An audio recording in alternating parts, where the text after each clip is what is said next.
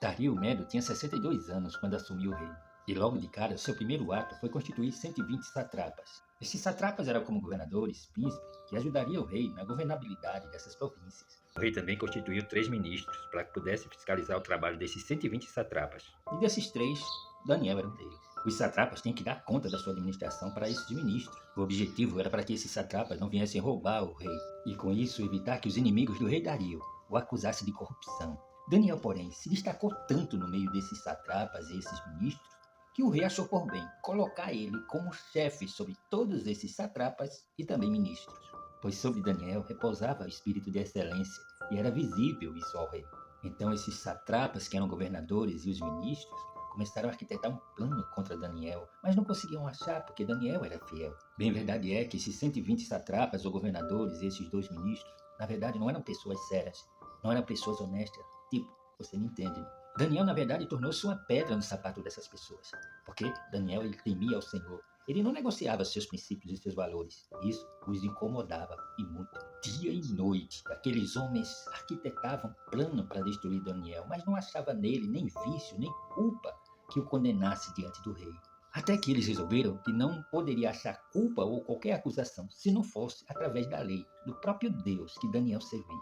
Então resolveram de comum acordo que jamais poderia encontrar culpa em Daniel se não fosse através da sua própria fé, do Deus a quem ele servia. E todos os príncipes, satrapas, governadores e os ministros, conselheiros concordaram com essa ação contra Daniel. E foram até o rei levar uma proposta. E eles praticamente obrigaram o rei a baixar um decreto para que qualquer pessoa, no espaço de 30 dias, fizesse qualquer petição a qualquer deus ou homem, senão ao rei, fosse condenado à morte, sendo lançado na cova dos leões.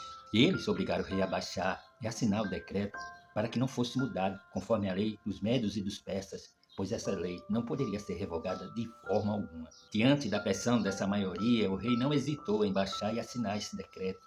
Daniel, porém, quando soube dessa assinatura do rei, ele foi para o seu quarto, como era costume seu, abriu a janela em direção a Jerusalém e começou a fazer as suas orações, as suas petições ao seu Deus, conforme fazia todos os dias. Porém, aqueles homens foram e brecharam Daniel e observaram que ele estava fazendo petição ao seu Deus, fazendo as suas orações como era costume seu. E aqueles homens rapidamente foram até a presença do rei Dario e disseram para ele: Ó rei Dario, o senhor não baixou um decreto e assinou?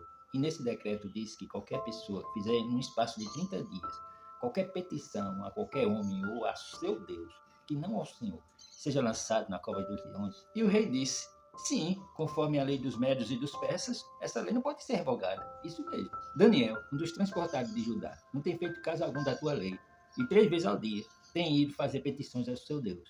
Foi aí que o rei percebeu que tinha caído numa grande cilada, e que eles tinham usado o próprio rei para prejudicar Daniel. O rei, muito penalizado pela vida de Daniel, foi e tentou de alguma forma o livrar dessa situação, dessa condição, até o pôr do sol. Mas foi inútil, porque aqueles homens vieram até ele e disseram: o rei sabe, conforme a lei dos medos e dos persas, qualquer decreto, qualquer norma que o senhor baixar e assinar, não pode ser revogada. Então o rei Dario, com um grande peso no coração, manda trazer Daniel e pede que o lance na cova dos leões. Mas antes o rei diz algo a Daniel: o Deus a quem você continuamente serve te livrará. É colocada uma grande pedra e selada com o anel do rei.